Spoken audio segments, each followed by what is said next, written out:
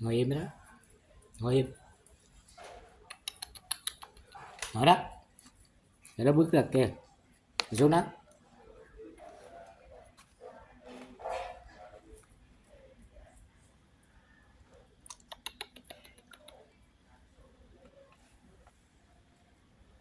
Ngồi im, ngồi ngay đó. Dành đâu, dành có lì không? Đáy đó là gì? Có đáy không?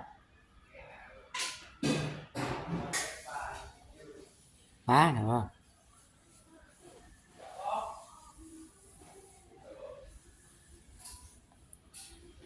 Cho mẹ đâu? Vàng đâu? Vàng đâu?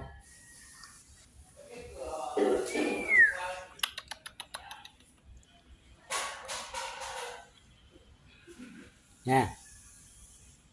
Nhanh.